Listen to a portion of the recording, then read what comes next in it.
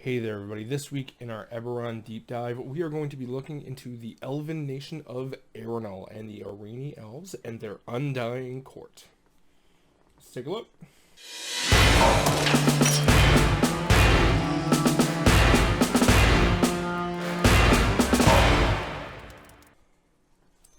The Elven nation of Aerenal. Now, Aerenal is an island on the southeast border of Corvair. Now, it's not technically part of the continent of Corvair, but it does play a major role within it.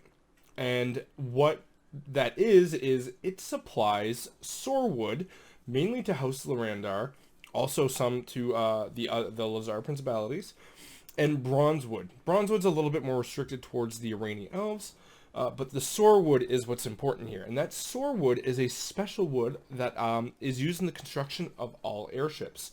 So it is a very, very prized raw material right now. And you can have literally entire campaign hooks on a shipment of sorewood being, pillaged or robbed from House Lorandar or something like that.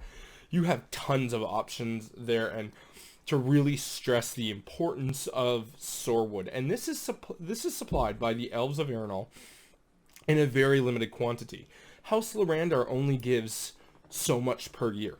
So it not only is it valuable for what it is, it's valuable because it's also a very limited resource given to Corvair. So a lot of the dragon-marked houses and the nations are more than willing to kind of start a scuffle over some of this. It's a very, very important material for that. So that's something that, you can run into your campaign with in Corvair. Now, the Aerenal elves have a different religion and a different set of government rules because they are not part of Corvair. They had nothing to do with the last war. In fact, the elves came up from Zendrick. They were slaves to the giants thousands and thousands of years ago, and a bloody struggle had ensued, a massive war on Zendrick, which is something we'll cover later. But the elves got away, and the ones that got away landed on Aerenal, and they started their own kingdom. They decided to put the blades down and begun the study of books, reading on the mysticism things like that. And because of that, they are now great masters of magic. And the Undying Court. The elves are well practiced in necromancy. Now, this does not make them evil. There is two versions of necromancy in Eberron. There is that which draws from the light side, the good side, or the good realms, whichever way you kind of want to watch that. And then there's also the one that draws from the dimension of the Endless Night. This Endless Night necromancy, this dark necromancy, is very forbidden in that Elven society. They don't like it. In fact, their religion is literally built upon creating these kind of monster or vampire hunters whose whole goal is to go out and kill these evil undead, liches, vampires, and all the things of that like. But they do have an Undying Court. And their Undying Court is a set of elves that have been living through that good necromancy for many thousands of years. They have been kept alive in this court. And only an elf is allowed to even be blessed in the presence of the Court of the Undying.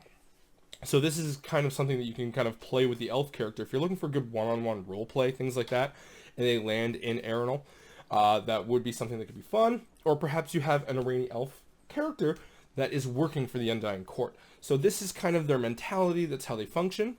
Their government is a king and queen system and monarchy, but it's not standard.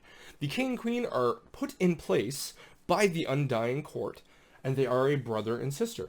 Now, this one here kind of took me for a little bit of a loop, but then I thought about it some. Brothers and sisters really like to bicker. They really like to argue, and one will often see the counterpoint to the other's decision. So if a queen says something, the king will most probably say the opposite just because. That's kind of how siblings work. And this way, they can reach a consensus through differences, find that middle ground. And when a brother or a sister dies, the king or queen dies, it is tradition that one of the brothers, the surviving one, steps down, and the Undying Court places a new set of sibling kings. So it's not a standard monarchy, as in a hereditary transfer of power, but it is still a monarchy in that sense of king and queen. It's just a brother and sister. So you have a lot of things here. Don't be afraid to break tradition too. Perhaps in Aerenal there is a transfer of power where the king or the queen that survived actually killed the sibling and is vying for power over the Undying Court, and is trying to amass power through dark necromancy or anything. Like, you have so many different options at your disposal here. Hopefully I can get those wheels turning for you. So there is a port town that is in Aerenal that is open to mostly all public. All the dragon marked houses have an outpost or a foothold there, every single one, and this is where you are more likely to see all races, and all races being established there, a large trade market with the elves and things like that, and a good intermingling. Now, outside of this port town is where the elves get very snobbish. They don't like foreigners, they don't like visitors. If you are a Valinor elf or an Aerenal elf, you are welcomed there, although the Valinor elves tend to stick to the northern portions, though most have left and gone towards the nation of Valinor itself. So Pilas Talear is the port town, which you will find all of these interminglings, so a large bazaar, things like that. You have a lot of opportunities there to kind of roleplay and work with.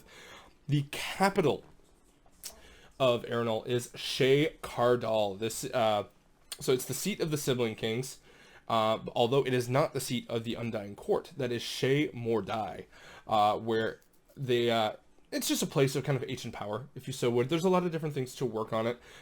Like Keith Baker does, he likes to leave a lot of things very open, give you a small basis, but give the option for you to just really run with it in the way that you want. So don't be afraid to do that with your Eberron campaign.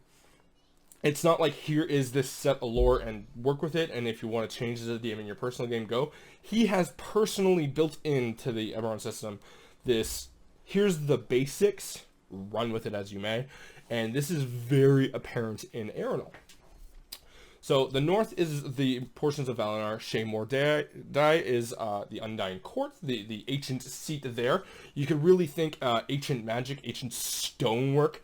These elves are a little bit less prone to, not less prone to nature, but to magically infuse stone, to magically move stone, things like that. So they would have a nice stone-built city with nature intertwined in it, but a little bit more magically industrialized, if you so would. And so there you have it. So those are the basics for Aerenal. So you got Bronzewood, Sorewood, definitely a good spot for your characters to land if that's the case. If there are any Aerenal elves in your game, you might have something more to work with there.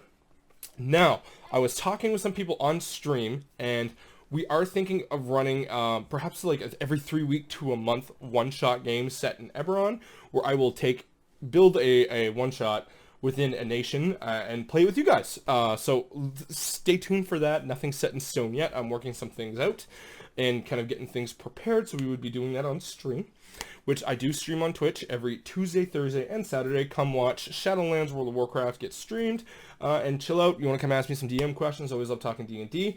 I run mythics and things like that as well. Castlanathria raid starts very, very soon. I'm very, very excited for that. Every Sunday is the Rime of the Frostmaiden campaign at 7 p.m. Eastern. Come on by, check that out. If you're looking for dice bags, I sell some on my Etsy down below. Aside from that, thank you very much for all the support on this series so far. I've got a couple new things in the work to aid things with the weekly route. I hope you have yourself a very, very good day, and I hope you're having fun exploring Eberron.